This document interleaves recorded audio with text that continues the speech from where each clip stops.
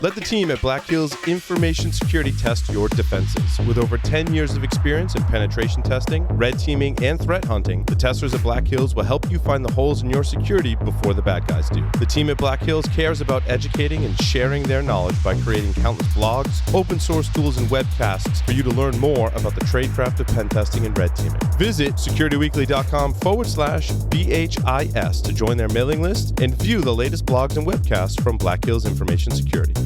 The biggest problem in security that remains unsolved is unprotected attack paths that allow threats to compromise vulnerable targets in the cloud and data center. But traditional microsegmentation is too complex and time-consuming. There's a better approach: Edgewise Zero Trust Auto Segmentation. Edgewise is impossibly simple microsegmentation, delivering results immediately with a security outcome that's provable and management that's zero touch. Driven by machine learning, Edgewise automatically builds policies that protect any application in any cloud without any changes to your network. They provide measurable improvement by quantifying attack path risk reduction and verifying software identity before it communicates to stop application compromises and data breaches. To see how to eliminate your network attack surface, visit securityweekly.com/Edgewise. Welcome to our Security History Roundtable discussion. First, I'd like to remind our listeners to subscribe to the Security Weekly mailing list, where you'll receive information about our upcoming webcasts, all new virtual training, and Security Weekly appearances at conferences throughout the year. You can subscribe to said mailing list and all of our podcasts by visiting securityweekly.com/subscribe. Welcome, everyone, to the Security History Roundtable. First, I will introduce the hosts that are regular Security Weekly hosts. Mr. Larry Pesce is to my left. Woohoo. Mr. Jeff Mann is here. Hello. Matt Alderman. Hello, all. Lee Neely joining us for the first in person for the first time. First time today. Thanks for making it. Welcome. Jason Albuquerque Hello is there. here. And Joff Thayer is here. Was he? I'm here. You're here. I He's stumbled here my way in into New England the again. flesh. Holy cow. It's fantastic. All hosts in studio. All hosts in here. studio. It's a full core. Our guests are remote. Win Schwartow is the Chief Visionary Officer at SAC Labs. Welcome, Win. Thank you very much. Jeremiah Grossman is the CEO at Bit Discovery. Hey guys, how you doing? Jason Street is the VP of InfoSec at Sphere NY. Hi. And Mr. Ron Gula from Gula Tech Adventures. Ron, welcome back. This is like your third one today. Yippee-ki-yay, Cybernutter. Oh, how appropriate. So I guess with a history segment, we want to start theoretically at the beginning. I'm not sure if it was the beginning. Larry was kind enough to dig up this story. Neville Maskelyne hacked a wireless telegraph demonstration. Now, what I loved about this is I think it's one of the first occurrences of hacking, although documented at least in the electronics realm. In the modern era. Yeah. In the modern era. Modern, right? 1903. Right. So, Larry, why don't you kind of describe for us and get us started by the oldest one that at least we could find. Right. So Marconi was doing a demonstration of his new wireless telegraph, which he had billed as being secure, that no one could listen to the messages and intercept and all of this type of stuff. Because we never heard that before. Right, and this was all a new thing. But what had happened was that Maskelyne had effectively reverse engineered Marconi's implementation and created his own transmitter. And while Marconi was doing his public demonstration of this new secure communications method, Maskelyne took his own messages and effectively overrode, created more volume, more amplitude of his signal so that his messages were interjected, clearly indicating that this is not a secure technology. And of course, after that, we abandoned wireless technology altogether because it's insecure. Absolutely. Right? Well, I have to say, it's like, thank you very much for sharing that story, because it's like I read some more into it, and I came across one of the best phrases that we need to start. Instead of calling it hacking, it was called scientific hooliganism. It's like, why aren't we using that? It's like, awesome. I want to be a scientific hooligan. It's like, who cares about being a hacker? It's like, I'm a scientific hooligan. But that makes a great business card, doesn't it? Scientific hooligan. Yeah. Exactly. Yes. And also the key thing about Neville is like that we got to give props to him is that once again he was self-taught and he was a street musician. He used a lot of his wireless technology that he developed was for his magic trick and to talk to his stagehands. And so, I mean, Neville was like an old school OG hacker, big time. It's like, I mean, he taught himself all this stuff, and he just got pissed off because Marconi was using all these broad patents where he couldn't actually use it. So he said, well, I'm going to show them, and he freaking hacked it and showed them where the security vulnerability was. Yep. And he was the magic's father. not real? And Neville was the father of the war magician who did it, his son, in World War II. So it was a family affair. Yeah, Wow. it's awesome. Wow, So, yeah, small world. but I just really have to get some stickers for scientific hooliganism. I'm going to have to get my business card updated now. Right. Yeah. And what I love about that is it embodies the hacker spirit that we still very much present today. In that, Exactly. when people present new technology, us as the hacker community, we're like, oh, there's got to be a way to break that, right? And Right. to date I that always back to think- 1903 is really cool. 100%. I just like it that there's no I always blockchain involved. That we know of. Now, if I remember and I correctly always- from the story, though, wasn't there a piece of this that was corporate espionage? Didn't the Eastern Telegraph Company actually hire him to do some spying? I wouldn't be surprised. Yeah. I wouldn't be I'm not surprised. hear about that. But one of my favorite things about it is like I keep telling people, it's like always have to remember, it's like hackers don't create the vulnerabilities, they discover them. They're already there. They're inherently in the systems. It's just we bring them to light. It's not that we're like making them happen. It's like, it's like they're there. It's like we're just showing you that, this is not as secure as you think it is. You want to sell this telegraph service as secure, but it's not. Let me prove it to you. Well, and some very different from our next article, right, which was the breaking the Enigma machine, which wasn't widely publicized, of course, when that was broken. Well, point of fact, I started working at NSA in 1986, and one of the first things I learned, amongst other things, was about the Enigma machine, but it was still a secret that the fact that the Allies had broken the Enigma machine. It wasn't declassified until I think it was 88 or 89. And I always ask, I tell that people when I see them at conferences, and I always ask, why do you think it was still a secret? And the answer is, you said this on the show, and I had never dug into the history behind it, and it's awesome. well, and the answer is it was because it was still being used. And that's probably the only glowing example I know of keeping secrets, because it was broken in 43, something like that, and the fact that it was broken was kept secret for over 50 years. If I'm doing my math right, 40 years. Almost 50. 40 years. We should write a just at Bletchley CVE Park. for the Enigma machine. Can we go get it added to the NVD, please? CVE-1940.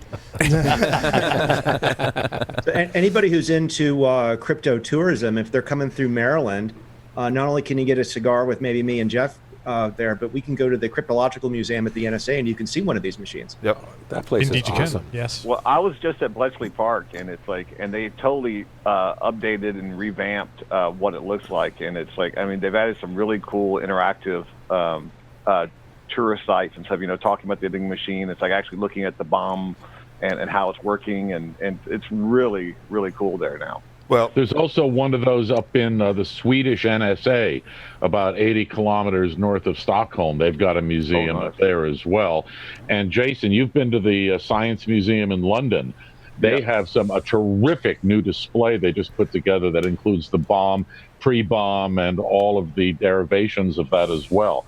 And they're really open about it. It's great. just don't, when you're checking in at the airport, say, I'm going to the museum to see the bomb. Yeah. Just a That public could raise service a red announcement flag. there.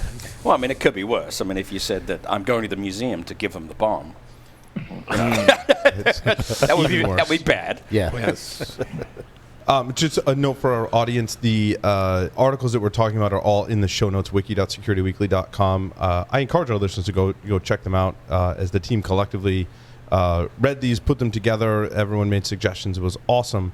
I dated we talked about this actually throughout the year. And we talked today about getting rid of the password, right? Mm-hmm. And the individual who created the password, Fernando Corbato, thank you. He recently passed away.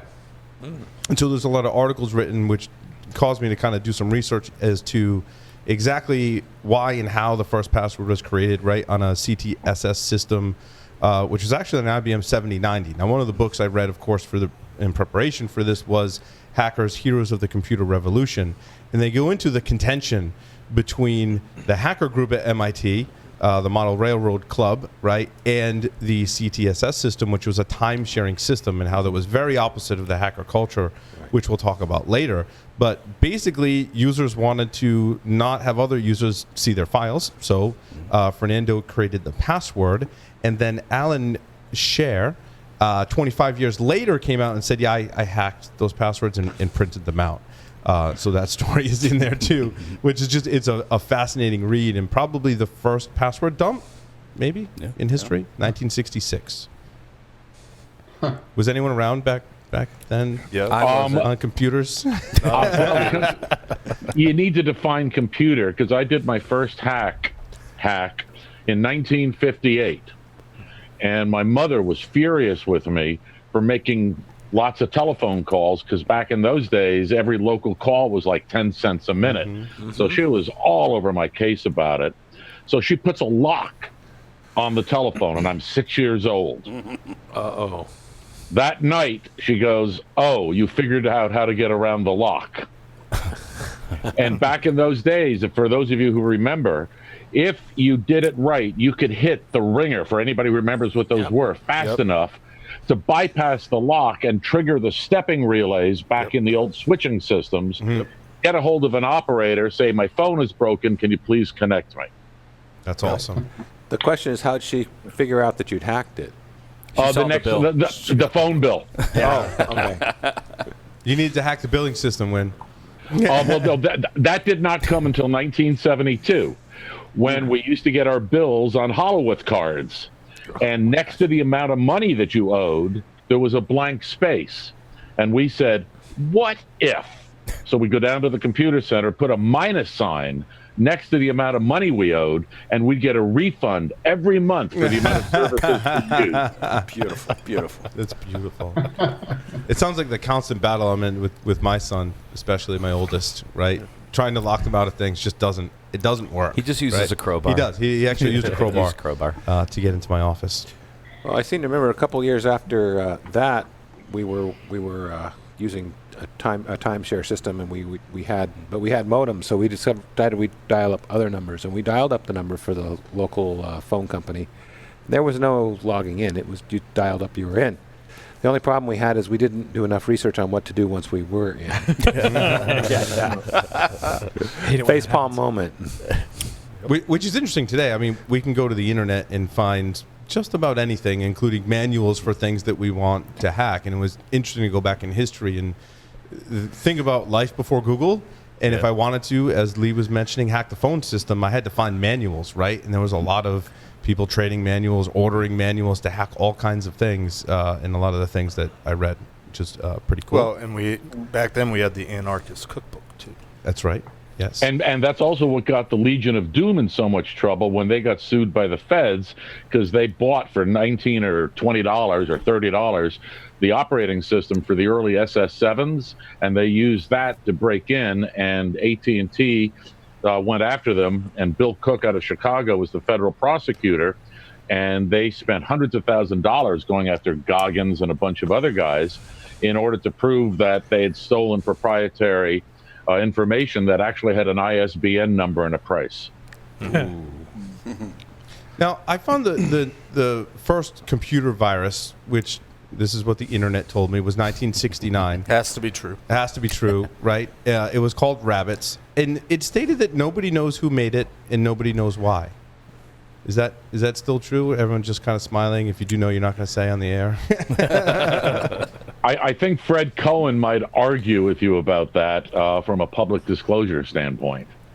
because he claims that he was the first one to actually show a virus crossing over domains that had some level of privileged access. And I actually have his PhD here that showed this, and I think that was either 83 or 84. But if somebody did it before, I don't know how well documented that is. Right, and that's the problem. This was 1969. Yep. And I'd argue the why, because they could. Because they could, right? I think basically I like how that's the what fact happened. that they started a long history of naming viruses with cool names. Yeah, right. It started from the very beginning, apparently. I guess so.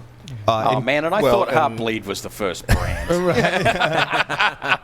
They didn't have websites or logos. Maybe They didn't have back pretty then. logos. It was ASCII logos back then. Maybe. ASCII art, right. Well, and looking at ASCII art was looking cool. at what Rabbits did, it was essentially the first DOS attack too, probably. And then, of course, there was Creeper and Reaper, which is a little more, I think, kind of in tune with things that we might recognize, right? The DEC PDP-10, of course, just before the PDP-11, which pretty much launched Unix into the technology realm. And this was actually what I found was the first virus and antivirus that was created. Right, so Creeper was the virus, and Reaper was the program that deleted the self-replicating Creeper. That was on PDP 10s or 11s? PDP-10, yes, it's on a DEC 10. PDP mainframe computers running 10x operating system. And back in those Equipment days, Corporation, for all those who don't know it. Right, it's a very good point, Matt. Some our listeners may not recognize that and recognize using the ARPANET as the first, the beginnings of the internet. I'm curious to ask our esteemed historians, because I don't know the answer. You know, we're saying that Rabbits was the first virus. I'm guessing it wasn't called a virus at the time. And Creeper is called the first worm. Yeah, correct. I'm guessing it probably wasn't called a worm at the time, or maybe that's when we started specifying what these things were. Because we used to talk about Trojans and viruses and worms, and now it's just all malware. Yeah. I don't know if that matters or not, but Yeah, when did the terminology start changing or coming into popular vocabulary? Probably when we added cyber. Yes. It's a cyber worm, cyber virus. well, the Morris worm, which I know is I'm skipping forward a few stories, was called the Morris worm. Right. Right. I seem to recall the Morris worm was the first time I certainly widely heard that term applied. Yep. I agree. Okay. Yeah, I remember because when they were talking about when the Morris worm was happening, and my guys were working on it in 1988, they were calling it the Morris worm back then. So it had Somewhere to be the terminology came in by then. Yeah. Well, I think, unfortunately, and it's sort of sad, is like it's indicative of another issue. It's like it's switched over from virus to worms to mostly malware. It's because it's changed. It's The like intent, yeah. a lot of the viruses and stuff, were not, meant for crime. And it's like they weren't. Some of them were malicious, but it's like they weren't criminal. It's like they were exploratory and they were pranks and they were like, See if I can do this. Back in the olden days, it's like when you got a virus, it was just nice enough to just destroy your hard drive or ruin your files. It's like, or if your website was hacked, it was nice enough just to web deface it, saying, "Hey, we were here, we own you." And now it's like no, it's like viruses don't do that. It's like they set up remailers or ransomware, and websites are now doing clickjacking and it's like and spreading out waterhole attacks. So I think that's what's happened is it's become mostly malware. It's like it's all just more malicious. It's all criminal in nature. And Jason, it's a great lead into the next story, right? In 1973, Robert Metcalf documented high school students that had hacked into the ARPANET through early tips or terminals at the time using the Telnet program. And it led Robert Metcalf to create RFC 602, which is still an official RFC today, which basically, from what I could tell, was one of the first warnings that people are going to use computers to do bad things. Right. From RFC 602, it's called "The Stockings Were Hung by the Chimney with Care," which fits our holiday theme. Beautiful. And I pulled a quote from this that I thought was, if in 1973, just an unbelievable vision. Robert says individual sites use physical limitations on machine access, have not yet taken sufficient precautions towards securing their systems against unauthorized remote use. For example, many people still use passwords which are easy to guess, their first names, initials, host name spelled backwards, a string of characters which are easy to type in sequence. So not much has changed. Not much has changed. Exactly. And the saga continues. Jeremiah? How far we have come. Right? Yeah. 40 years of a warning, and we still haven't figured it out. Yeah. Which just might like be a good reason or time to bring up the subtitle of this segment, which is Lessons Learned. Right. Well, I mean, arguably, we have figured it out, actually. We have introduced things like multi-factor authentication. You look at some of the biological kind of controls that we're starting to introduce, right?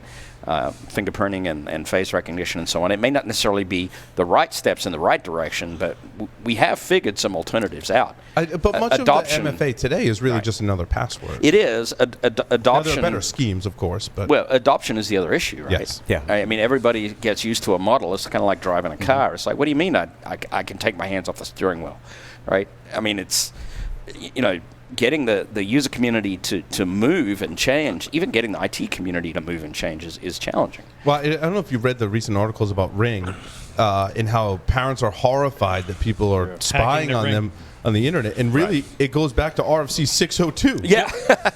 People are just picking either poor passwords or reusing passwords, but right? Reusing both their login and their password combinations together. Right. The same sort of thing happened with Disney Plus when they released a service. Credential stuffing. Within 24 hours, accounts have been compromised because of credential stuffing. Well, and you look at pen testing. Larry, you can attest to, and I certainly can. I mean, I was doing a lot of testing last week, and password guessing was pretty high on my list. Mm-hmm. Yeah. Right. Even still today. Yep. And I was just doing a little research earlier this week. A researcher did some examination on hardware one time, hardware storage, so you could store, instead of using an Excel spreadsheet or LastPass or something, there's some vendors creating hardware to store them. But when he went in right off the JTAG interface and could dump the passwords in clear out of Whoops. or one actually encrypted it, but you could see the decryption key in clear in there. Oh, we've never seen that before. No. And for policy preferences. Where I was going, I'm not like sure. Jeff says, it comes down to implementation, right? I'm just not sure how many people are willing to carry all this stuff around for hard authentication. I mean, I have no choice. I'm only to have 2 of these, by the way. I've got coworkers with 6. I've got friends with 6. I remember and I don't those really things. want 2. Oh my God! Look, Lee's whipping out his dongles now. Excuse me while I whip this out. And his appropriately obscured cat card as well. So, Joff, back to your point for a second, right? Yeah. We have made improvements that aren't being adopted. And I guess the lesson learned discussion here is why aren't they being adopted? And so let me just. Well, I think not being adopted is too strong a term. I think they're not being universally adopted. Yeah, there are plenty of organizations that are adopting strong multi-factor authentication. Probably that are adopting because of strong compliance. controls. I can not hear easy. PCI coming up any minute. And I don't have a drink. Drink. All right. All right, I've got to be contrarian here. Sorry, guys. When? I'm shocked. Never. Sorry. Lay it on us. Don't be sorry. All right, passwords, all of that. The primary vector of attack is not coming after Jason or me or you with your dongle and getting mugged at an airport. It's not? Unless they want your can dream. dongles really badly. It's They better still kiss me It's first. still what's going on in the back end of the systems and getting in through other mechanisms, because the bad guys don't want 1, they don't want 2, they want 100,000 of them, which means that it's still, how are those passwords and authentication mechanisms being stored in the back end? And I have been bitching about this for a long time. Back in Security Dynamics, if anybody remembers that, 1989, 1990, became RSA. That long ago? Yep. Wow. They This is a history talk. Yeah, no, it's cool. Well, a little bit. They did that little, all right, we're going to change the access code every 30 seconds or 60 seconds or whatever. So we fast forward a lot, and Europe said, we're going to solve our credit card fraud problem by a chip. well, I have a chip card, I got a swipe card. Now, I go through zero double verification whenever I use one of those. Why does, for example, the credit card industry not use credit cards with dynamic numbers so that there is not a static number sitting in databases that's retrievable by the bad guys? I think our entire authentication mechanism that we're using, by and large, regardless of 2FA or anything else, is still a modern iteration of a binary condition called fortress mentality.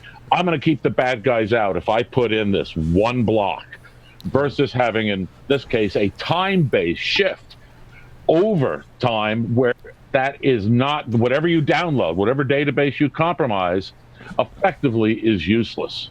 Right. Well, part of the answer to that question, Win, is because the credit card agencies don't view that as authentication. They view it as verification. Is it a good card? We can run it.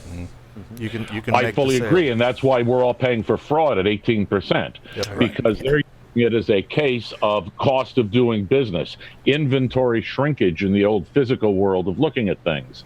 But think how much of this problem could go away if we didn't store static INA mechanisms or 2FA mechanisms in our databases, and they were constantly changing. But then So you get I like into that, an and I've actually been pitched some companies who do tokenization in this area. One of the cool things of that concept is that if I steal a database a week ago, you can fingerprint when you see it in the wild that was the database from a week ago.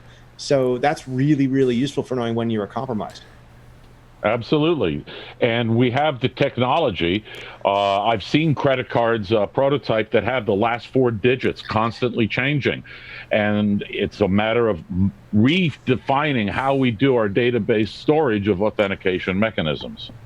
Technically, it'd be 3 of the last 4 digits changing, because the last digit is a check digit. Yeah. Sorry, Jeremiah. I defer to you, Jeff. PCI. Coming up is adoption.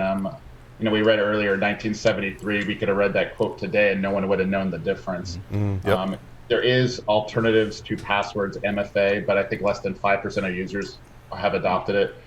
Corporations, when brought it up with the credit card industry, we could do it better, but they don't.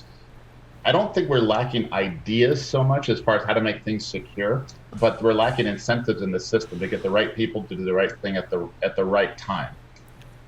That's what I see going wrong with everything, and why we can't move forward from this stuff.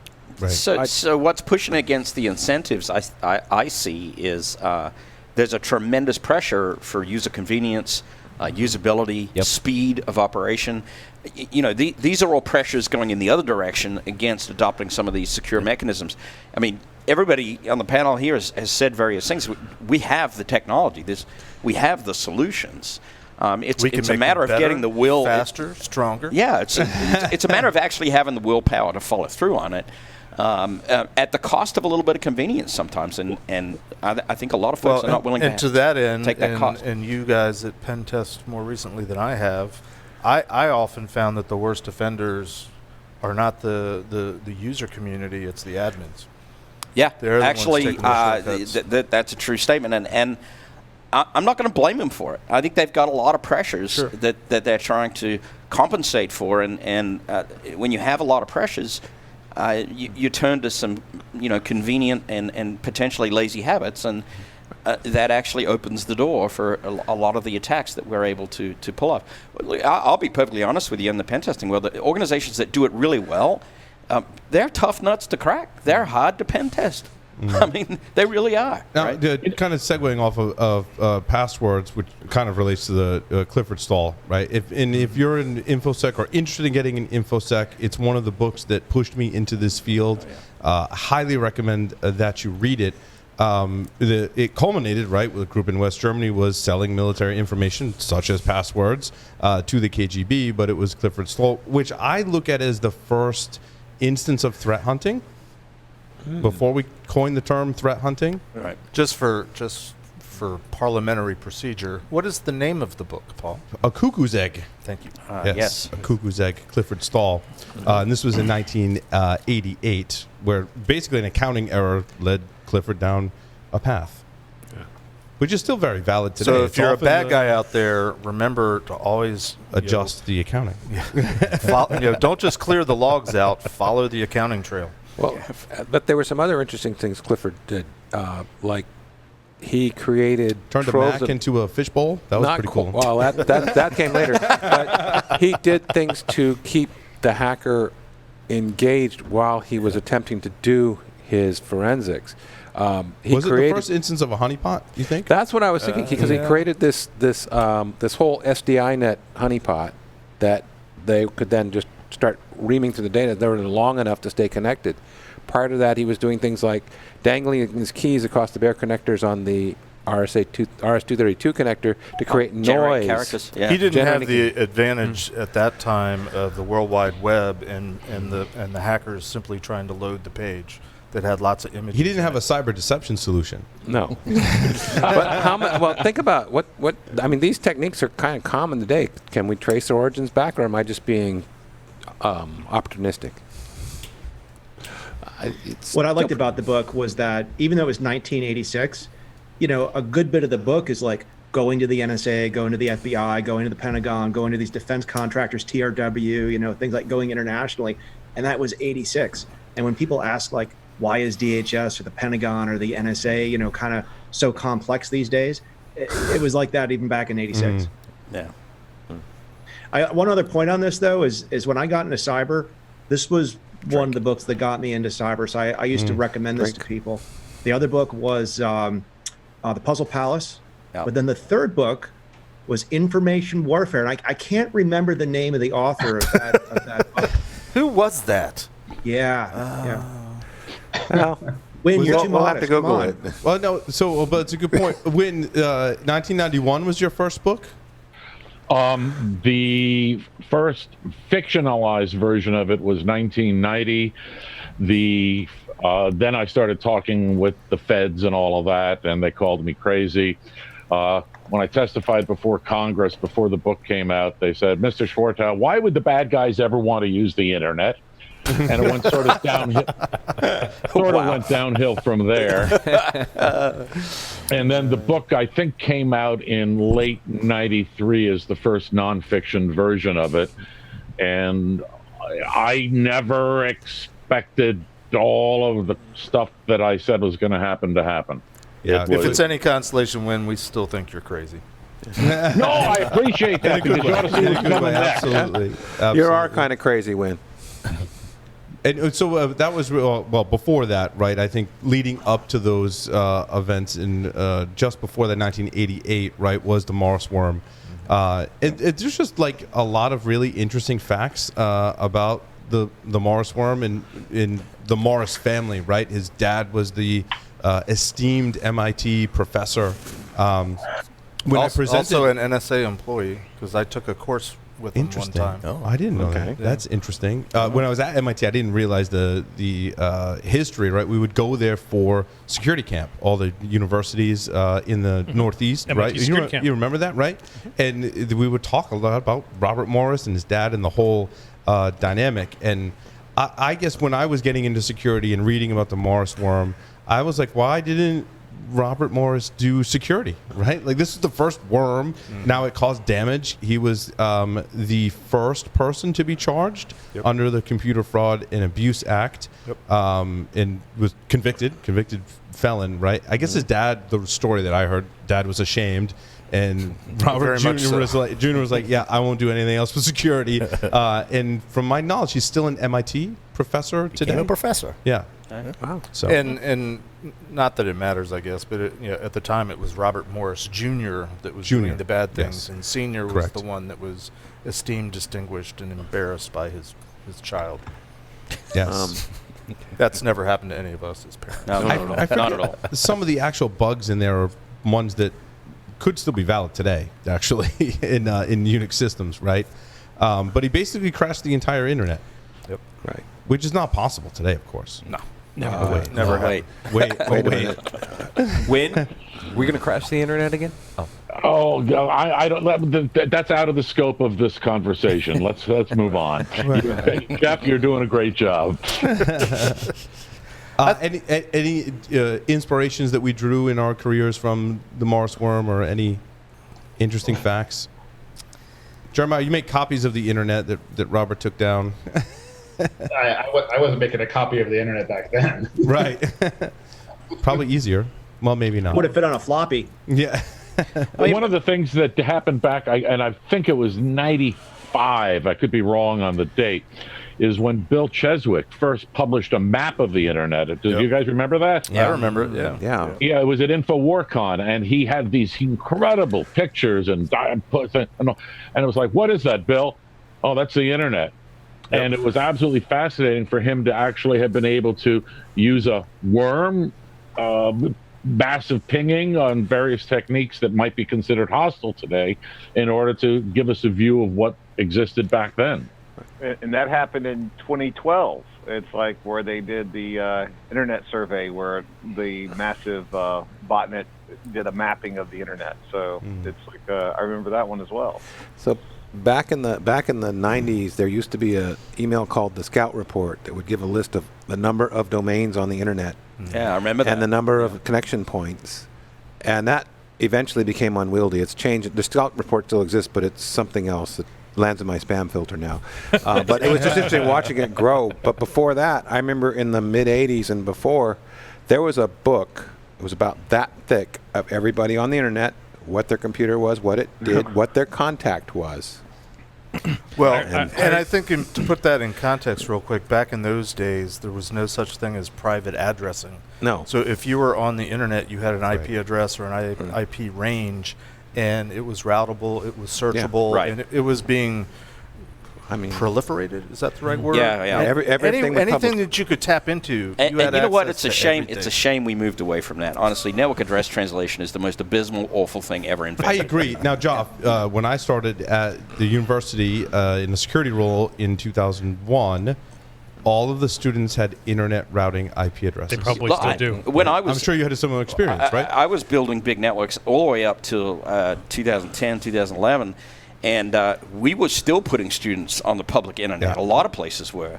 Even to this day, you will find students with their own public IP address because a lot of educational institutions and related regional ISPs bought up swaths of IP space, and they had it to grant. And it's interesting what they would do with it. Like some students created entire businesses. Oh, and it was frowned upon, but I'm like, that's kind of cool. Like maybe we should talk to that person because I think that's cool, right? I mean, I think I was lord over 2 or 3 Class Bs at the time. So, I was. Boy, I wish I still had that. When I was administering systems connected to the MILNet connections were Class A addresses on the IMP. Yep. And we had a Class B behind it, and my employer still has 4 Class Bs and 7 Class Cs, plus private routing address space. Do we have that many nodes? No, we just hang on to them. No, I don't. We're Autonomous System 42, 43, and 44. Right. So we're old to the internet by those standards. Look, IPv4 is not really exhausted. It's exhausted from a technical perspective. Yeah. But, I've got friends at regional ISPs that, in fact, I actually went to one fairly recently. I said, would you sell me some IP space? He goes, I would, but I'm only selling Class Bs. Wow. Oh. And I'm like, how much? And I said, forget about it. I'm going to have to bring in a consortium of like 100 IT security folks to pull that off. And if anybody's interested, maybe we'll do that. Let's have a few more beers and talk about it. I feel like for the listening audience, we should very quickly just define what Class A, Class B, Class C means, because that's not terminology that's thrown around a lot. You think here on the 19th of December that less than geeks are listening to us? I'm just wondering. But this is going to be out there for posterity. I think Jeff brings up a good point. We've touched on this year on, I think, Paul Security Weekly, is that as the network becomes more and more a transparent layer, a lot of this networking knowledge is now left to the wizards of networking, right? Just like I called Matt and saying the wizards of finance, right? The wizards of networking. And it's not as critical. It's apps users' data, right? Can I do the history lesson? Are we progressing to that point? Oh, I think we are. I think we are here already. To respond to Jeff's question, though, seeing as I was a wizard of networking at one point in my career, a Class A network is also considered a CIDR notation of a /8.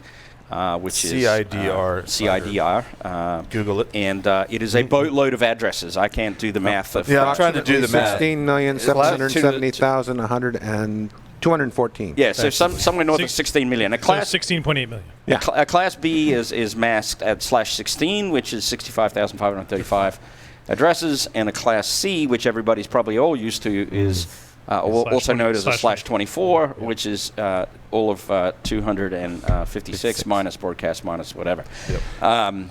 Now, what a lot of people don't know, that one of the side effects of IPv4 exhaustion, technical exhaustion, is that the entire internet had to adopt classless routing because people started chopping up the internet into smaller chunks. Right. Mm-hmm. Class A, Class B, and Class C was really a favor to the routing software writers and the router vendors to save memory, because if you routed traffic on nice classful boundaries, you could have a smaller routing information block in the device, and you didn't have to use all this RAM to actually make the forwarding decision. Now IPv4 exhaustion came along some years back, and everybody said, well, we want to route a /27, or we want to route a /23, or some /32, some other block.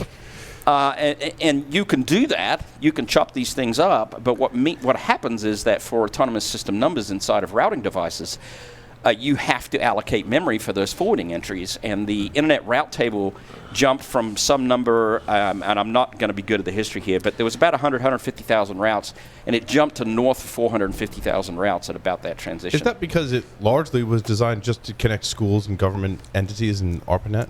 That's right. I mean, there was the big adoption in the 90s of the internet becoming very commercialized, and that also added to that pressure.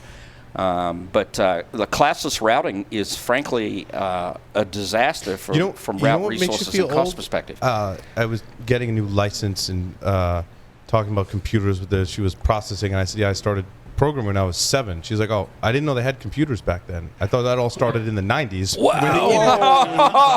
So I'm like, wow. I'm really old. Thanks for that. Didn't Al Gore say something about that? Wim, I don't know what happened if we showed up.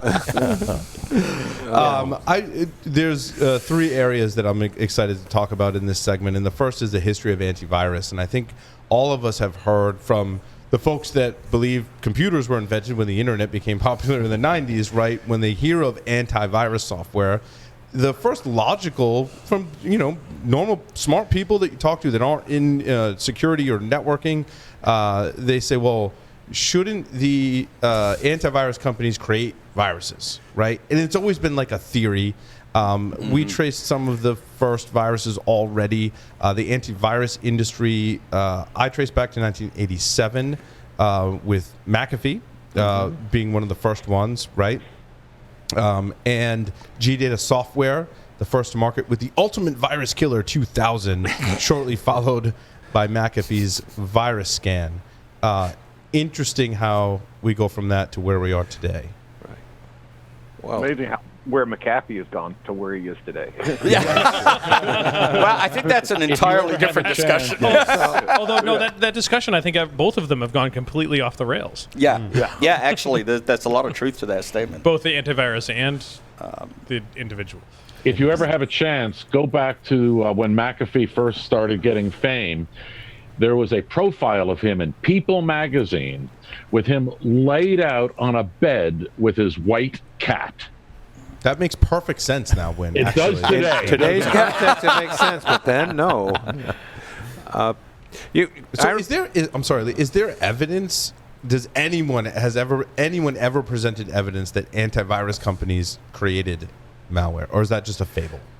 There was a discussion back in about 90, I'm picking a year, and part of the antivirus bulletin, I'm trying to go back to those years, there was a discussion about using viruses for good.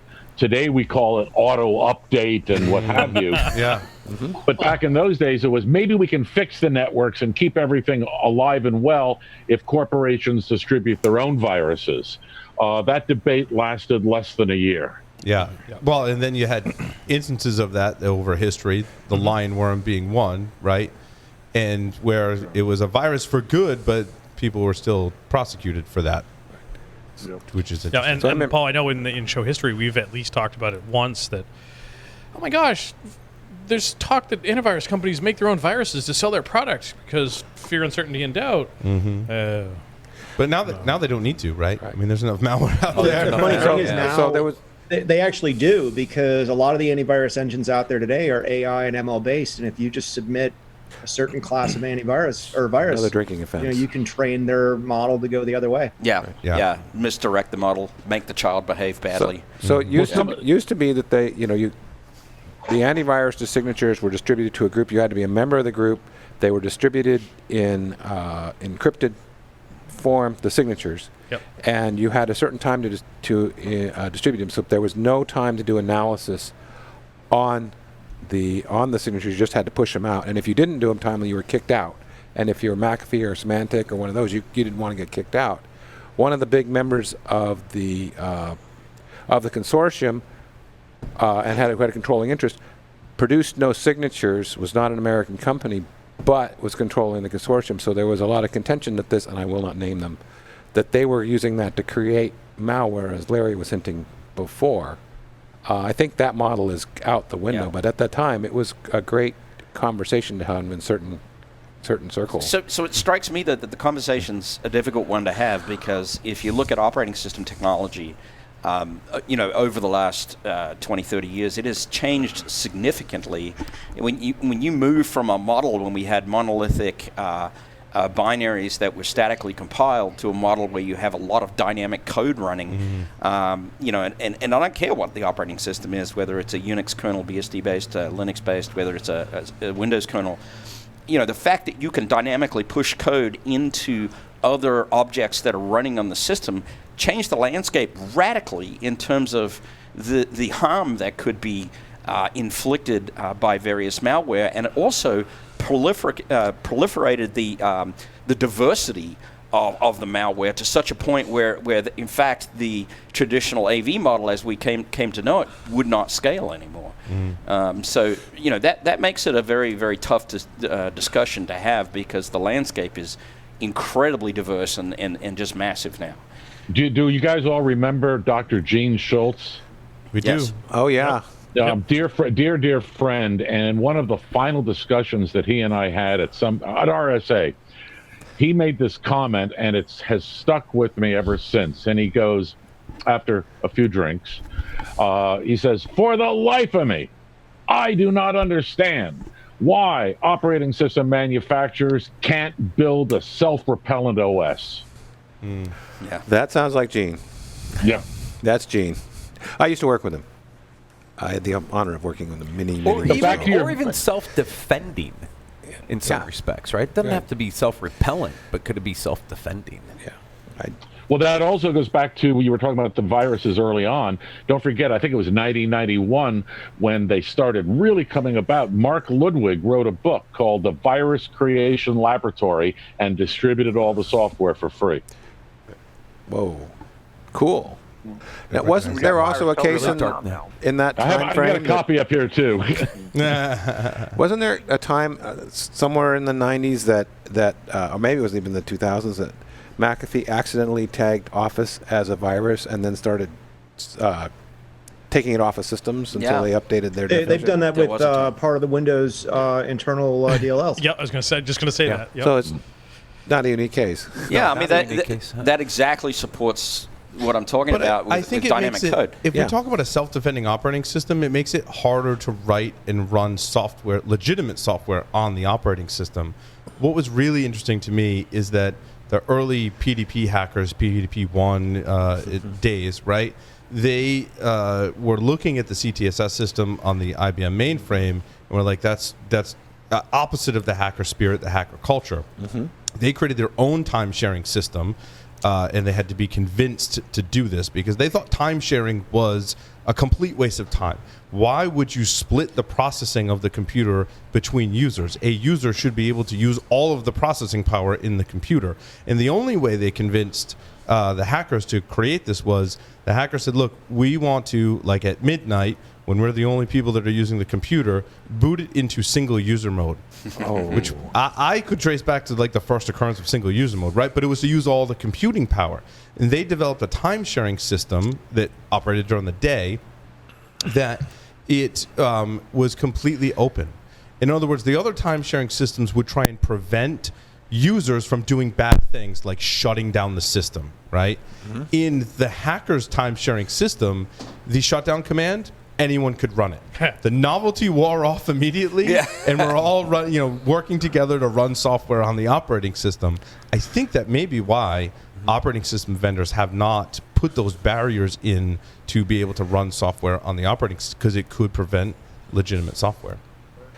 But back when that timeshare operating system was written, it was fairly easy to write an operating system. I mean, when we were doing supercomputers back in those days, we had our national laboratory timeshare. There was only operating 3 system. or 4 computing platforms at the time, right? NLTO. 5. Yeah, NSA had their own. Yeah, and because the hardware would arrive and all it would do was run the benchmark, and it wouldn't actually be useful, so we had to write our own operating system. You had to write your own. Nowadays, supercomputers run on Linux. It's kind of like here's your new computer. Yeah. Oh, the software box. That's The empty. QA the QA consisted of proving that the benchmark ran and it was up to spec. But that carried forward into the PC and the Altair. You had to write your own software for it. It did. Right? That's right. You had to key in your software with dip switches on the front of the machine. Right? Yeah. Been there, done that. So, Now we right. have to You know what explain makes what you a feel dip old? switch is. Binary switches, right? In Octal or something like it was Octal. It was yes. it was horrible, right? From what it sucked at best. right. But I mean, that's what spawned the PC revolution was making computers that people could buy and start using without having to write their own operating system and or software. Arguably, the spreadsheet really spawned the whole thing. Agreed. Yeah. Now, we have examples. iOS is a good example of a Which operating system. Which iOS? Not Cisco's, Apple's. Okay. Where you have some protections, where you can't cross over certain boundaries in the OS. It's a closed system. It's a closed system. But I know Apple's been working on aspects of this for the Mac OS as well. Right. They're getting rid of kernel loadable modules are going to be gone in the next significant release of Mac OS. And so There's a reason why 0 days for iOS are $1 million. Yeah. Right. But why isn't we ever can write one and get that $1 million? Moving on. Apple set the bar pretty high, arguably. They did. They set it very high. And so what you're seeing is what happened in Apple iOS coming into Mac OS is going to potentially create an environment where you have a self-defending operating system, because it's not going to allow cross-border connections and allow a virus or something to actually take over the machine, because it can contain itself and protect itself. So we're starting to see that evolution. We're not there yet, but I think we will see that in our lifetime anyways, of operating systems improving to the point where they are more self-defending than they ever have been. So my question on that, I love the idea of a self-defending operating system, is what will acceptance be like? Just last week I think it was the 11th of December. Don't quote me on that. Whatever that Tuesday was the last patches forever for Windows Mobile 10. Windows 10 Mobile, excuse me, getting the right order. Pretty soon for Windows Server 2008. Man, what am I going to do with my phone now? I know. But where I was going with this is, if you remember the Windows Mobile platform, it was very closed down. There was only a couple of development environments for creating code for it. I'm looking at Joff and Larry because they've spent more time in this space than I have. And yet, I believe that Bill Gates claims he didn't own the mobile space because he was 3 months late to market. And I claimed he claimed the clamor he was distracted by the antitrust lawsuit. Yes, and all. Exactly. Yes. And my thinking was, well, yeah, but also I think there was a big clamor for an open operating system that wasn't locked down, which is what the Android operating system is. And I just wondered if I'm unique in that opinion. I think also some of the development issues for the platform was also a problem too, given that it was. At the time, it was fairly easy to either write for Android and move to iOS, or iOS and move to Android. Yet to try to port that to Windows Mobile was a freaking nightmare. Like, I remember teasing one of my friends who got Darren from way back in Security Weekly history, that he got a Windows Mobile phone, and like he didn't have Angry Birds for 6 months after everyone else on the planet did. Oh, because they literally man, that's had a to rewrite travesty. it. I think that's what killed it. I want to just change gears quick and go to the history and evolution of intrusion detection. I will defer to our esteemed guest, Mr. Ron Gula, in this, as I was evaluating intrusion detection systems, which is how I learned of Mr. Ron Gula and the Dragon IDS system back in the day. Well, where's Mike Poor when you need him, though? Right? You know. He is one of the historians, yes. Hey, before we talk about that, I will tell you that one of the reasons Tenable was successful is that we actually had people who would create vulnerabilities and pay people to implant them. Well played, sir. Well played. It works. Own it. When I was at NSA with Jeff, I had the benefit of working kind of as a mentee, I guess, with Becky Bass. And Becky ran in the same group as Dorothy Denning and Peter Newman and whatnot. And they sort of wrote the books and textbooks on intrusion detection. And many years after I left the NSA, I was working with ISS Real Secure, and I was deploying it and couldn't really change the rules. And I said, this Linux thing's a new thing. Let's write a system, and ended up writing Dragon, starting a company. That kind of what got me started in that. But I ended up doing that, competing against Marcus Raynham at Network Flight Recorder. Bob Graham at Network ICE, then ISS after that. Marty was a good friend, and he was doing Snort back then. But that's kind of why I'm probably missing like a bunch of people who were doing code back then. But it was fun stuff. And talk about the Ron, Stephen Northcutt was at the Navy, and there was a lot of IDS development at the Navy. Yeah, it was one of the Naval Research Lab. Shadow, right? IDS, which was basically TCP dump with scripts, looking for it was the first real like network security monitoring type of approach, and back then, I mean, it wasn't like you get a span port on Ethernet, so you're tapping coax, you're tapping a lot of different mediums to kind of get the packets and log them. A lot of hackers were coding with libpcap, just to kind of look at 10 megabit, 100 megabit networks back then, and that was very exciting times. But it's really changed a lot these last 20 years. Because we say intrusion detection, what we're talking about in history is network intrusion detection, right? Yep. Intrusion detection can be a much more overarching term. And very so broad. back then, your Unix systems would have really good auditing on them, and you could do like RACF on your mainframes and that. But if you said, hey, the Windows event log, this is the world before Sysmon, before SIM, before kernel level monitoring. This is well before like a Carbon Black type of solution on endpoints. The Windows computers just didn't even have it back then, so you really couldn't do anything better than like antivirus on the endpoint. Right, and the attacks were over the network in this time, right? Largely remote exploits and vulnerabilities. Yeah. Well, and you could get away with a bunch of stuff, and there was. Since you're looking at the network and trying to kind of reconstruct everything, there was all sorts of amazing things you had to handle, like overlapping fragments. If I'm attacking a Windows computer and a Linux computer, I can do an attack. And if I know it's a Windows computer, I can sequence the packets a certain way that a network IDS might not see it and completely bypass that. So that's pretty neat stuff. And the complexity there, you actually had vulnerabilities and stuff like Snort where you could do like an SMB attack and actually break into the actual Snort machine, which is a really interesting thing to get your head around. Yep. I think what's kind of amusing in the history too is people forget that that TCP/IP networking to Windows was a bolt-on. Yeah. But like WinSock came to Windows much later than Unix systems had a full TCP stack. So I remember Windows 3.1 and having to bolt on a third-party TCP/IP stack from Chameleon.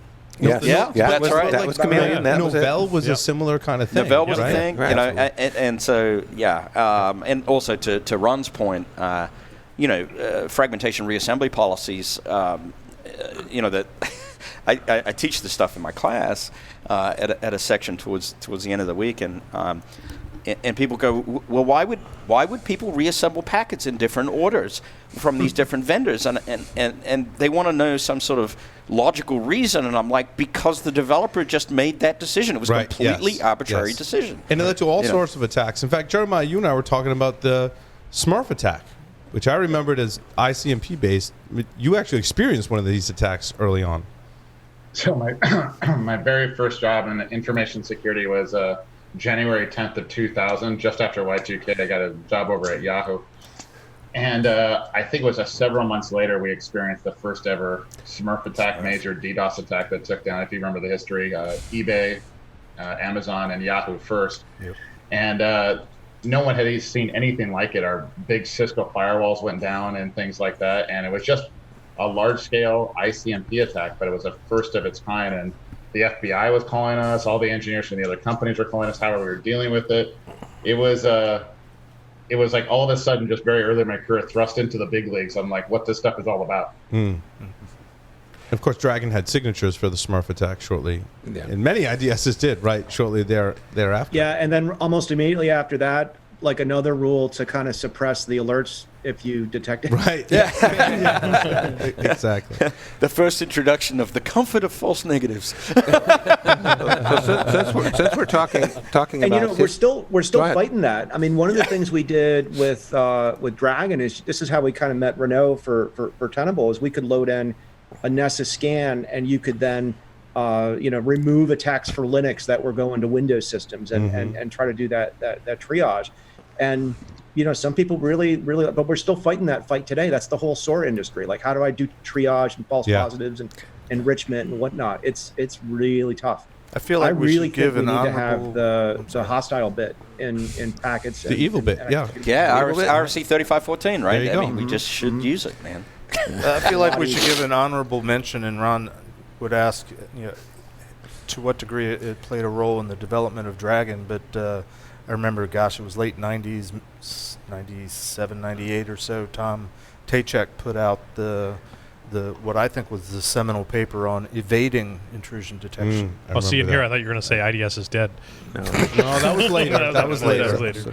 So what was the time for that paper? So that was really, that was 97, 98 SNI, right? Secure Networks Incorporated was, I think, the company. Yep. And they had done a lot of really good research. In this one, there was about 8 or 9 techniques, and it was everything from the packet fragment, IP layer packet reassemblies, all the way down to TCP windows.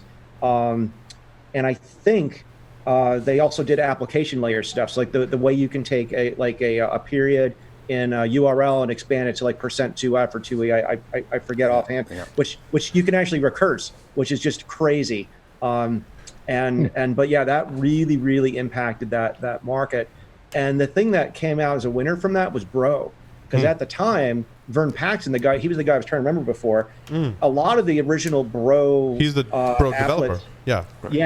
A lot of those things were looking for responses because he was like, look, the attack coming in, the attacker, you don't know what's going to happen, but if you see the Etsy password file, being served on, a website, something bad, is happening. So look for that.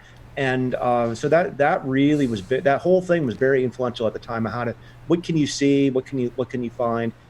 Same thing, you could do very stealthy port scans, port sweeps, very slow. But if you track all that and you kind of keep state on that kind of stuff, you can find that stuff. And finding somebody who's trying to attack you and evading. Talk about a certain level of a technique. That was pretty cool back then to find that in the late 90s.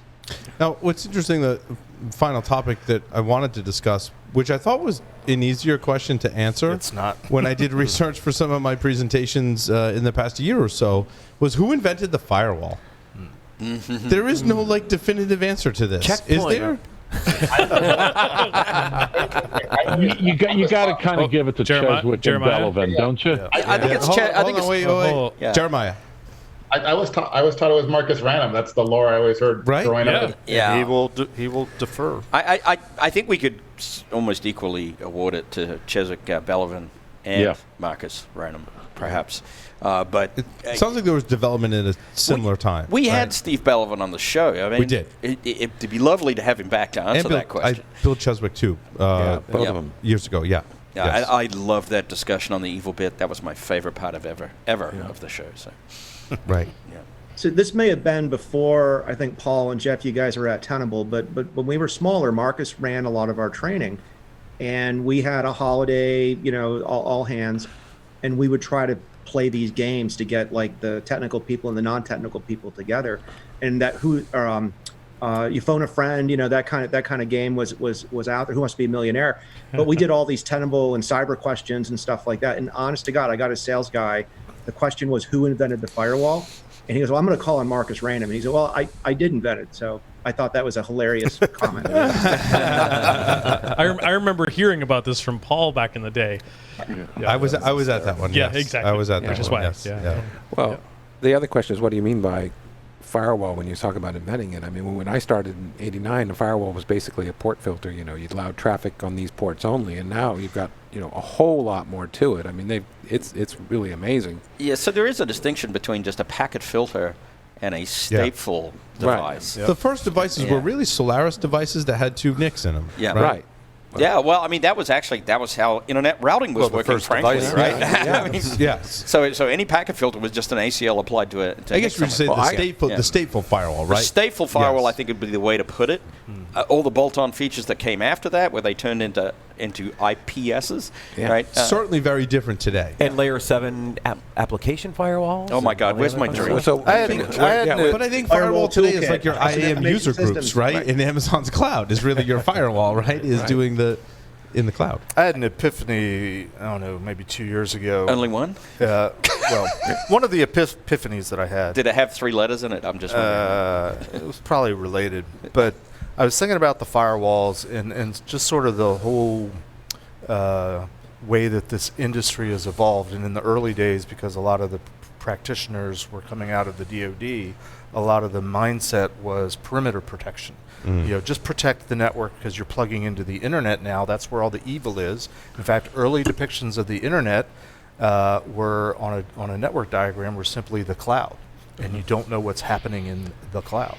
And I thought, this whole mindset of protect the perimeter, which has largely gone away or largely been proven false, ties back a lot to, well, let's throw in a product, let's throw in a firewall. So I had a conversation with Marcus, and I simply asked him, do you ever regret having invented the firewall? He's like, well, I didn't invent it. I said, yeah, but, and he pretty much agreed. Yeah, it did contribute to this mindset that we've gone down this path for 20-25 years of, oh, well, let's just protect the perimeter and we're good. Yeah. Yeah, I mean, the operating question today is, where is the perimeter, right? Right. I don't think the perimeter as a concept is a bad concept. I think the perimeter is right around your application today, or individual micro layers of your application. The whole castle and moat kind of model, that's gone. It's way gone. It should be gone. If people are still thinking that way, I feel bad for them. I hesitate to use the term firewall in a lot of context, right?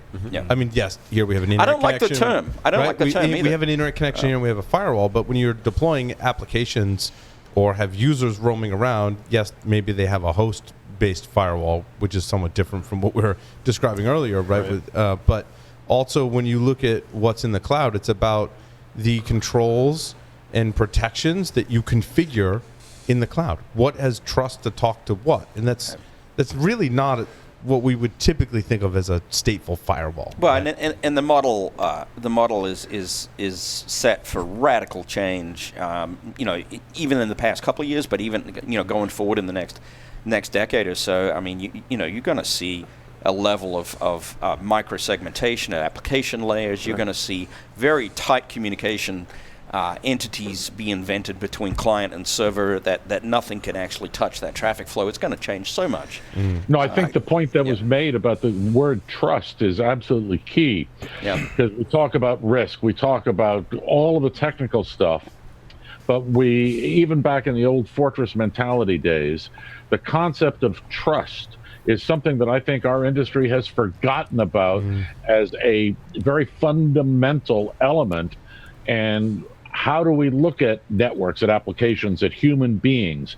Because we've got people, we got cyber, we got physical now. And what is that element of trust? And how do we coordinate those 3 pieces together to create something meaningful? Yeah. And how do we verify? And how do we verify and then trust? Yeah. Which is zero trust is, it speaks to that. that point. Yeah, the zero trust term makes me throw up my mouth a little bit too. But Thank you. Well, it became, agree, but agreed. It became a buzz term. Well, I think that was an attempt to encapsulate a new model beyond the castle and moat, and I like all the new technology solutions and way we can harden at the lowest level, only allow authorized connections. What really concerns me though is the amount of inertia that has to be overcome in order to implement it.